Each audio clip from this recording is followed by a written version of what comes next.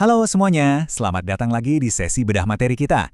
Nah, kali ini kita nggak cuma mau melihat masalah sosial dari luarnya aja ya. Sebaliknya, saya mau ngajak kalian buat gali lebih dalam, jauh ke bawah permukaan isu-isu komunitas yang kadang bikin gregetan karena kayaknya nggak pernah selesai. Hari ini kita bakal bahas sebuah konsep yang dampaknya luar biasa kuat, yaitu penentu sosial kesehatan dan pembangunan. Pernah kepikiran nggak sih kenapa beberapa masalah di sekitar kita itu seolah-olah abadi? Kemiskinan, masalah kesehatan kronis, atau tingginya angka putus sekolah? Kenapa sih program demi program kadang gagal total buat nyelesainnya? Coba deh bayangin sebuah pohon yang lagi sakit. Daunnya layu, rontok terus. Kalian kan nggak bisa nyembuhin pohon itu cuma dengan ngecat daunnya jadi hijau kan? Kalian harus lihat ke bawah tanah, meriksa akar-akar yang nggak kelihatan. Nah, itu persis sama dengan apa yang bakal kita lakuin hari ini. Kita bakal cari tahu apa yang sebenarnya meracuni atau justru menutrisi tanah tempat komunitas kita tumbuh. Biar kita nggak tersesat, ini peta jalan kita hari ini. Kita bakal mulai dari memahami konsep penentu sosial, melihat 3 faktor utamanya, kenapa penting banget menangani akar masalah, siapa aja yang harus turun tangan, sampai ke strategi dan solusinya. Oke, kita langsung masuk ke bagian pertama, memahami penentu sosial kesehatan. Kita harus samain persepsi dulu nih tentang apa sih sebenarnya kekuatan tak kasat mata ini. Penentu sosial dari masalah kesehatan dan pembangunan komunitas itu, gampangnya, adalah kondisi mendasar yang ngebentuk hidup kita. Ini adalah lingkungan di mana kita dilahirkan, tumbuh, bekerja, dan menua. Jadi, ini bukan sekedar nanya, apakah orang ini bisa ke rumah sakit? Bukan cuma itu. Ini tentang, apakah lingkungan tempat tinggalnya punya trotoar yang aman? Udara di sana bersih nggak?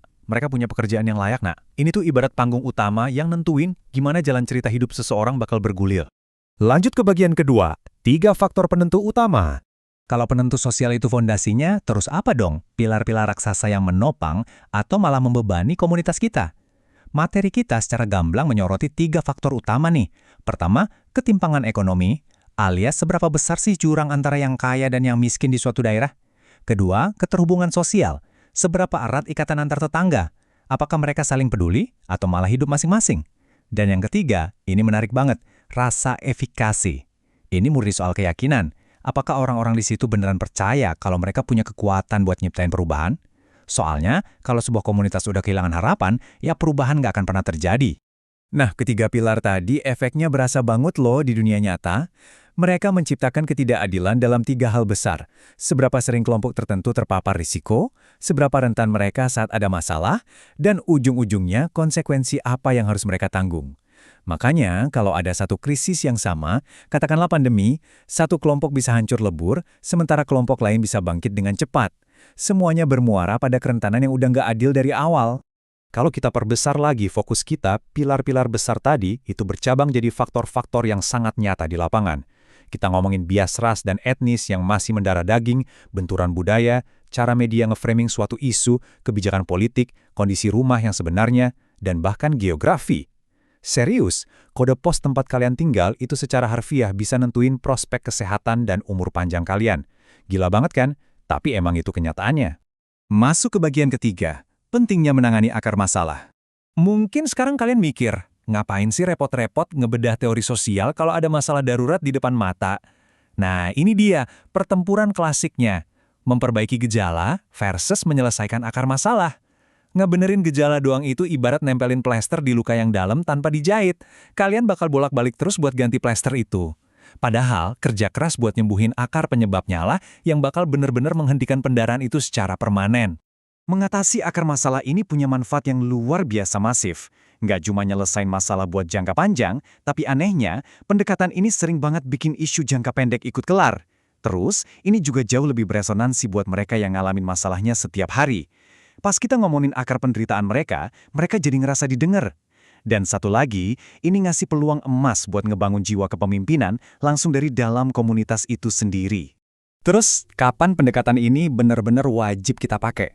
Jawabannya, pas komunitas kalian lagi coba mengadvokasi perubahan undang-undang, ngerombak kebijakan besar, nyari pendanaan, atau sekedar nyari solusi fundamental. Di titik ini, kalian wajib banget melihat penentu sosialnya. Nggak ada jalan pintas sih kalau kalian memang mau reformasi yang sistemik. Bagian keempat nih, siapa yang harus terlibat? Buat ngewujudin perubahan mendalam ini, siapa aja sih yang harus duduk bareng? Seringkali kita mikir ini murni jatahnya pakar dari luar. Wah, salah besar. Yang paling utama justru orang-orang yang sehari-hari hidup dengan masalah itu. Mereka yang harus ada di garis depan, berdampingan dengan para agen perubahan, yaitu orang-orang yang punya kekuatan birokrasi. Tambah lagi dengan staf lapangan dan tokoh masyarakat yang emang dihormati. Intinya, ini tuh kerja sama tim skala besar. Semua pihak yang punya kepentingan harus dilibatkan.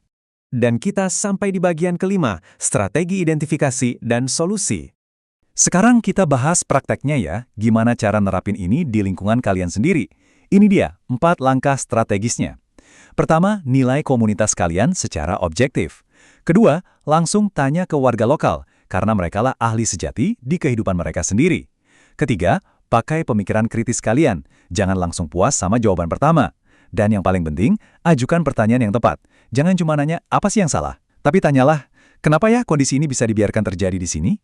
Kalau masalahnya udah ketemu, terus solusinya apa dong? Nah, fokus kita harus geser dari yang tadinya sibuk nyuruh individu ngubah perilaku, jadi fokus mengubah lingkungan dan kebijakannya. Artinya, kita harus buka akses yang ketutup, buang hambatan birokrasi, tingkatkan skill warga, dan paksa terwujudnya kebijakan yang nyata. Intinya, kita harus rombak sistemnya supaya ngedukung komunitas, bukan malah menjebak mereka. Tentu aja, dalam ngerjain tugas berat ini, ada prinsip-prinsip yang nggak bisa ditawar. Pertama, orang yang paling kena dampak itu yang berhak milih isu mana yang harus diselesaikan duluan. Kedua, upayanya harus kolaboratif lintas sektor. Kesehatan, pendidikan, ekonomi, semuanya harus gabung. Dan tujuan akhirnya, membangun kapasitas supaya komunitas itu punya kekuatan buat ngendaliin nasib mereka sendiri ke depannya. Itulah yang namanya pemberdayaan sejati. Sebagai penutup sesi kita hari ini, saya mau ninggalin kalian dengan satu kutipan yang menurut saya ngena banget. Katanya, perubahan sejati dalam penentu sosial menuntut intervensi komprehensif yang mengatasi berbagai faktor yang saling terkait di berbagai tingkatan. Jadi, memperbaiki sebuah komunitas itu bukan sulap yang jadi dalam semalam. Pertanyaan saya buat kalian sekarang, coba deh lihat lingkungan sekitar kalian, kira-kira gejala apa sih yang selama ini bikin kalian teralihkan dari akar masalah yang sebenarnya lebih butuh perhatian? Yuk, direnungkan. Sampai jumpa di bedah materi seru kita selanjutnya.